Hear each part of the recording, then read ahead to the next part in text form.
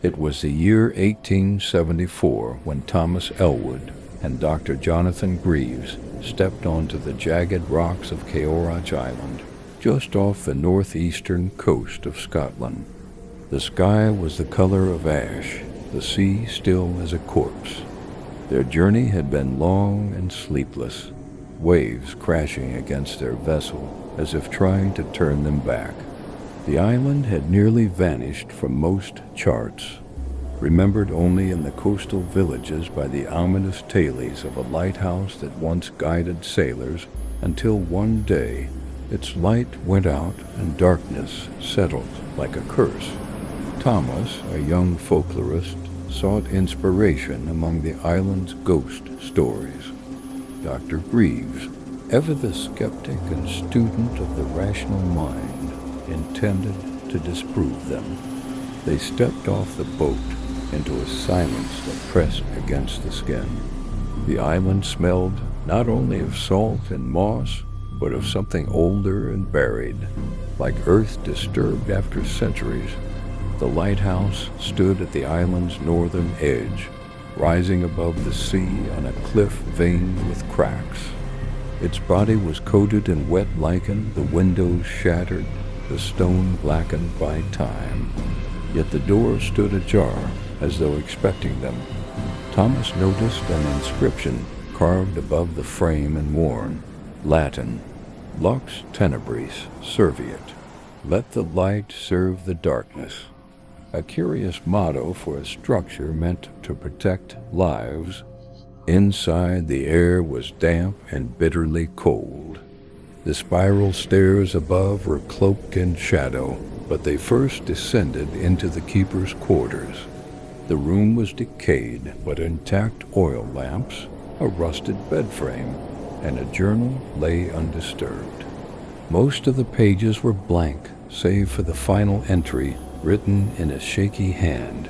The light does not break the night. It only reveals what dwells within it. That night, the wind howled through the tower like a woman weeping. Thomas stirred in his cot, woken by a low groan outside the room. He sat up, glancing toward Greaves, who lay motionless. The sound returned later, this time from the top of the tower, deep and distant. By morning, they decided to investigate the lamp room. The stairwell was slick, each step steeper than the last. As they climbed, the air grew heavier, making their breath shallow. The lantern chamber was shattered, but intact enough to function. Greaves studied the old beacon lens while Thomas inspected the wall. There were scratch marks, long, deliberate grooves, as if made by fingernails, organized, patterned, as if something had tried to communicate. A low hum echoed through the tower. The glass trembled in its frame. Greaves rose slowly, staring through the broken pane. In the fog below, a silhouette moved. A woman, perhaps. She walked with eerie grace across the shoreline before vanishing like mist. Thomas dismissed it as fatigue. Greaves said nothing. After that night, Greaves changed. He withdrew, avoided conversation, and spent hours alone at the top of the tower. At night, he murmured to himself in strange cadences.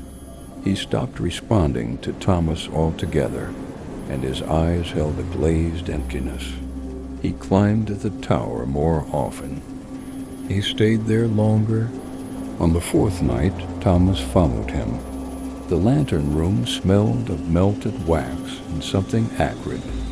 Greaves stood before the beacon, whispering words Thomas could not understand. The language was alien, old, like a dialect meant for the dead. The lantern glowed dimly.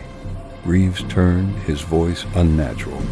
"They speak through light," he said, in a tone not fully his own. Then Thomas saw something else in the room. Not a figure, but a presence. The air turned bitter cold. A second voice rose from nowhere, one that echoed Greaves's own. he was not alone. The flame within the lantern flared pale yellow, like bone left in the sun. Its beam pierced the fog, casting itself onto the center of the island, where nothing had stood before. Now gravestones were visible in the mist, and something moved between them, things that no longer remembered how to be human. The lighthouse had not been a guide, but a seal, a ward, a prison, and now it had been opened. Greaves spoke louder, his voice folding over itself in layers. The windows rattled. Screams erupted not from outside, but inside the walls. Thomas rushed forward and struck the lamp. The lens cracked. The light wavered. A sound like 1,000 voices crying out in one breath rang through the tower. Then the light died. Morning came in a dull gray haze. Greaves was gone. His belongings remained untouched. His journal lay open, the final page stained with seawater. Only one line had been written: "I am with them now." Thomas left the island alone, yet he seized a lighthouse in his dreams. Its light, its pull, and Greaves standing in the fog that never lifts.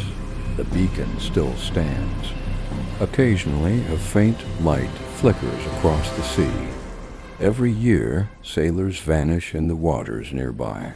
Some drown before reaching shore. Others return but never speak again, because the light has returned, and it does not reveal the way forward, it reveals the soul.